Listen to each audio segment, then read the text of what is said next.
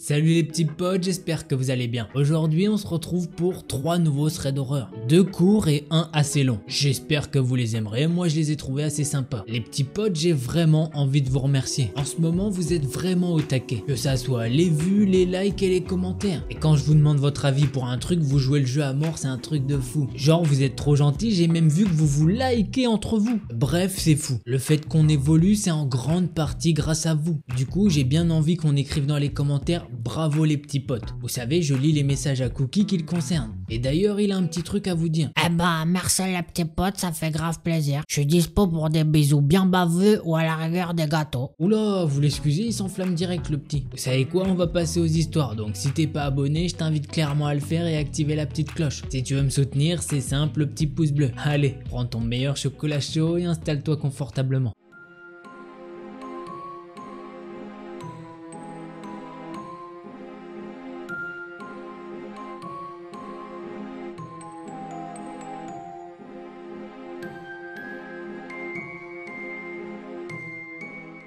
L'histoire que je vais vous raconter, c'est celle de Vanessa. On sait pas quel âge elle a, mais on sait qu'elle habite toujours chez ses parents. Un jour comme les autres, Vanessa est en train de dormir tranquillement quand soudain le téléphone de sa maison commence à sonner. Chose vraiment improbable puisque le téléphone de la maison est cassé. C'est un ancien modèle, du coup ses parents ont décidé de le garder mais juste pour la décoration. Vanessa, elle a clairement pas la tête pour aller voir ce qui se passe. Elle veut pas se lever. Elle est trop bien dans son lit et elle laisse le téléphone sonner. Elle se dit que ses parents vont aller décrocher. Après avoir eu cette pensée, elle se dit qu'elle est fausse, puisque ses parents sont normalement déjà partis travailler, ce qui signifie qu'elle est toute seule chez elle. Du coup, à propos du téléphone, elle se dit que c'est sûrement un bug où sa mère a laissé son téléphone portable dans le salon. Pour vous situer un peu l'environnement, Vanessa vit dans une maison simple, une baie vitrée qui sert d'entrée, et après ça, vous tombez directement sur un grand salon et la cuisine. Ensuite se situent 2 couloirs. Dans le premier couloir, il y a la chambre de Vanessa et la salle de bain. Puis dans l'angle du couloir, il y a la chambre de ses parents. Un peu plus loin, il y a une chambre d'amis avec la porte du garage juste à côté. Le téléphone se trouve alors dans le salon qui est assez proche de la porte d'entrée. La sonnerie va retentir pendant très longtemps. Elle a eu le temps d'aller aux toilettes, se coiffer un peu et le téléphone est toujours en train de sonner. Vanessa pense que ça fait au moins 5 ou 10 minutes que le téléphone est en train de sonner. Cette fois, elle se décide d'aller regarder dans le salon. Et non,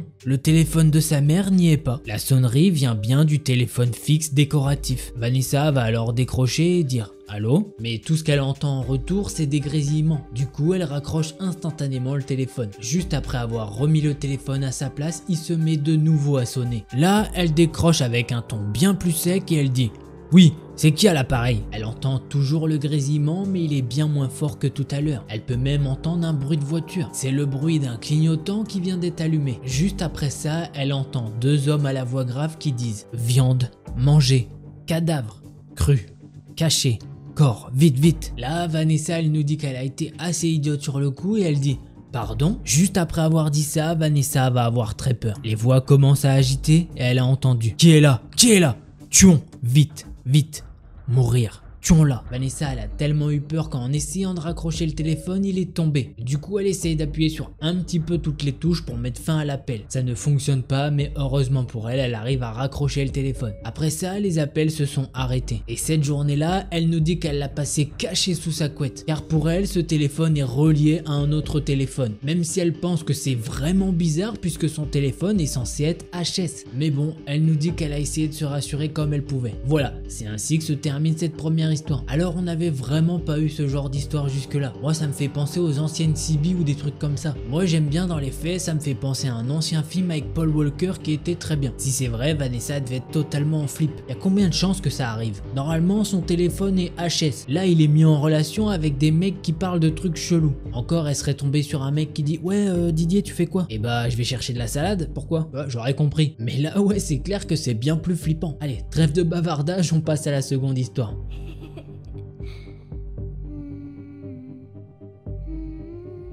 L'histoire que je vais vous raconter, c'est celle de Erin et elle a 17 ans. Erin passe alors une soirée avec deux de ses copines et elle se raconte des histoires qui les font flipper. Et puis elle s'est souvenue de cette histoire qui lui était arrivée en seconde, quand elle avait 15 ans. Elle va donc nous donner un petit peu de contexte. Erin habite dans un quartier pas très bien réputé. Et à l'époque où se passe cette histoire, elle rentre souvent seule chez elle. Les sœurs d'Erin sont plus petites et elles sont au collège qui est bien plus loin. Ses parents sont malades et ils ont beaucoup de rendez-vous à l'hôpital, à tel point qu'ils peuvent y passer toute la journée là-bas. Maintenant, il faut savoir que la rue que prend Erin est très longue et qu'elle est très rarement éclairée par les lampadaires. Vers le mois de décembre de son année de seconde, ce jour-là, elle a quitté les cours vers 15h30. Elle est restée avec son meilleur ami pour traîner un peu dehors. Elle reçoit un message de sa sœur lui expliquant qu'elle et son autre sœur vont dormir chez leur tante et qu'elles ne vont donc pas rentrer ce soir. Vers 16h30, Erin prend le bus. Quelques temps après, c'est son arrêt et elle descend. Il y a à peu près 800 mètres qui la séparent de son appartement. Sauf que c'est le mois de décembre et à cette heure-ci, il fait déjà tout noir. Elle avance de quelques mètres et elle peut s'apercevoir qu'il y a un homme derrière elle. Elle se dit jusque-là, rien d'anormal, ça se trouve lui aussi rentre chez lui. Mais Erin peut voir que l'homme ne marche pas naturellement. Il a une capuche et il baisse la tête à chaque fois qu'Erin se retourne. Erin décide donc de prendre son téléphone dans sa poche et malheureusement, elle a plus de batterie. Mais elle décide quand même de faire semblant d'être au téléphone avec son père. Elle nous dit que la fin du trajet, elle le fait quasiment en courant. Elle rentre les clés dans la serrure, la porte s'ouvre prouvant qu'il n'y a personne chez elle. Elle ferme la porte de son appartement et comme Erin habite au rez-de-chaussée, elle décide de fermer toutes les portes-fenêtres dans toutes les pièces. Erin s'occupe de la porte-fenêtre du salon quand elle peut voir que son chat est dehors sur le jardin. Elle lui demande gentiment de rentrer et c'est ce qu'il va faire. Du coup, elle referme instantanément après. Après avoir vérifié tout son appartement, elle va préparer des petites affaires et elle va se doucher. Après sa douche, Erin entend des bruits bizarres, comme des choses qui tomberaient par terre. Mais c'est très discret. Elle nous dit que c'est pas rare que ses chats fassent tomber des trucs dans l'appartement, mais avec le gars qui l'a suivi dans la rue, elle est pas très rassurée. Elle se dit vaut mieux aller voir, vaut mieux être trop prudente que pas assez. En plus de ça, elle a une idée. Elle décide d'appeler sa meilleure amie. Elle lui parle au téléphone pendant qu'elle sort de la salle de bain. Erin se dit que si jamais il se passe quelque chose, au moins il y aura un témoin. D'ailleurs, Erin nous dit qu'entre le moment où elle a arrêté l'eau et le moment où elle a appelé sa copine, les bruits se sont arrêtés. Du coup, sa meilleure amie au téléphone la traite de parano et elle ne la croit pas du tout. Mais bon, en tant qu'amie, elle accepte de rester au téléphone avec elle. Erin met donc une serviette autour d'elle et elle sort de la salle de bain. Une fois arrivée dans le salon, elle peut voir qu'il y a un homme qui est en train de quitter son jardin et qui saute par-dessus une clôture. Là, Erin est totalement tétanisée. Elle attend quelques secondes et elle est sortie dans son jardin pour fermer les volets qui malheureusement ne se ferment que de l'extérieur. Elle va donc courir dans toutes les chambres pour fermer tous les volets et allumer toutes les lumières. Entre-temps, sa meilleure amie qui est toujours au téléphone lui fait remarquer quelque chose de bizarre. Elle a entendu des choses tomber par terre, mais pourtant il n'y a rien sur le sol. Les parents d'Erin sont rentrés une demi-heure plus tard et elle a décidé de pas leur en parler. 2 ans plus tard, elle a toujours pas plus d'infos sur cette histoire. Voilà, c'est ainsi que se termine cette seconde histoire. Alors déjà, Erin, elle avait eu un bon pressentiment dehors. Le mec, il la suivait vraiment pour faire quelque chose de louche, ça c'est sûr. Là où elle a eu de la chance, je pense, c'est quand elle était sous la douche. Manifestement, le gars est rentré dans l'appartement et il aurait pu faire ce qu'il voulait. Elle était sans défense. Alors, est-ce que le fait qu'elle ait entendu et qu'elle ait appelé quelqu'un, ça l'a fait fuir? Peut-être que le mec s'est dit putain, j'ai fait tomber des trucs, je suis con, ce qui est le cas bien sûr. Bon, heureusement, on n'a pas le savoir, le mec il s'est enfui direct par le jardin. Petit truc dommage, Erin aurait dû prévenir ses parents, je pense. Mais bon, chacun fait ce qu'il veut. Allez, on passe maintenant à la troisième histoire.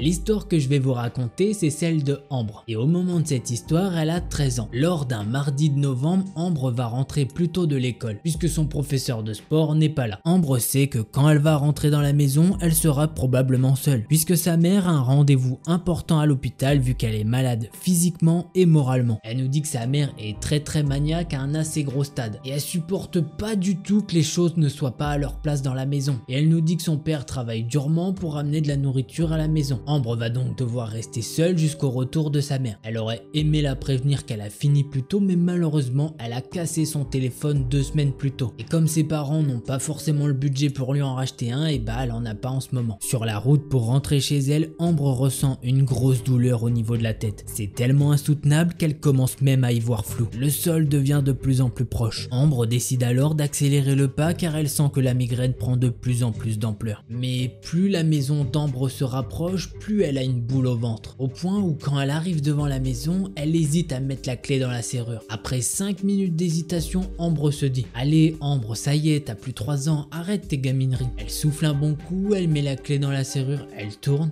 et malheureusement elle peut voir que la porte est déjà ouverte. Quand elle constate ça, son cœur se met à battre la chamade. Au début, elle se dit: mince, ma mère a dû oublier de fermer la porte vu que c'est la dernière à être sortie de la maison. Elle part donc dans sa chambre en se disant que oui, c'est sûrement sa mère qui a oublié de fermer la porte. Une fois arrivée dans sa chambre, elle dépose son sac et commence à se déshabiller pour mettre son pyjama. Car oui, c'est toujours plus confortable d'être en pyjama. Vu que Ambre est dans sa chambre et qu'il n'y a personne dans la maison, elle a décidé de pas fermer sa porte à clé. Mais pendant qu'elle s'habille, elle a une sensation vraiment étrange, comme si quelqu'un était en train de l'espionner et du coin de l'œil elle a pu voir une ombre passer super vite devant sa porte. La première réaction qu'elle a, c'est se couvrir puisqu'elle est en sous-vêtements à ce moment-là. Et deuxième chose, elle est totalement tétanisée. Pour vous dire, elle va rester figée pendant 10 bonnes minutes. Et selon elle, elle reste comme une idiote à fixer la porte pendant 10 minutes. Elle est complètement bloquée, aucun muscle n'a l'air de vouloir bouger. Au bout de 10-15 minutes, elle va réussir à bouger très lentement sur la pointe des pieds pour atteindre la porte. Elle la ferme le plus délicatement possible et elle ferme le verrou qui va avec. Après avoir fait ça, elle s'assoit sur son lit. Ambre se persuade que cette ombre c'est sûrement le fruit de son imagination et que la peur lui joue des tours. Elle finit donc de s'habiller et elle s'apprête à sortir de sa chambre. Mais avant ça, Ambre a pris le soin de cacher une paire de ciseaux dans ses pantoufles. Simple précaution.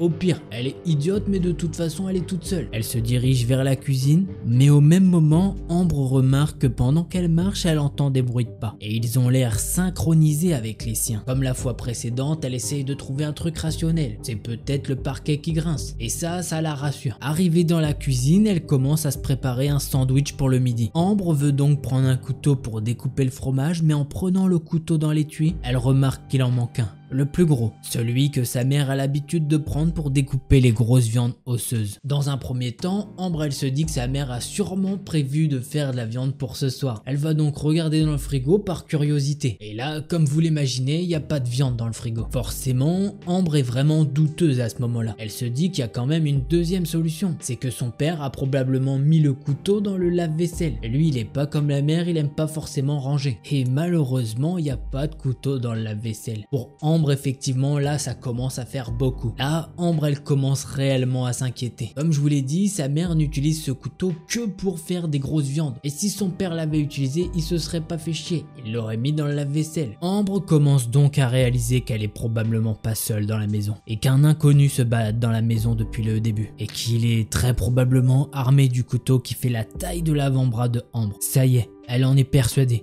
quelqu'un est là, avec elle. Elle n'a qu'une chose à faire, c'est sortir. Mais son instinct lui dit de ne surtout pas sortir en courant, puisque Ambre sait qu'il y a quelqu'un dans la maison. Mais cette personne ne sait pas que Ambre est au courant. Ambre fait alors mine de rester très calme. Dans un premier temps, elle prend le téléphone fixe. Mais il y a un manque de chance évident, sa mère ne l'a pas remis correctement sur le socle, et du coup il est déchargé. Elle décide donc de jouer le plus gros bluff de sa vie. Elle va faire semblant d'appeler son père. D'ailleurs, elle nous dit qu'elle sait toujours pas comment elle a fait pour maîtriser sa voix et qu'elle semble pas tremblotante. Allô, oui papa? Ça y est, je suis rentré. T'arrives de ton côté?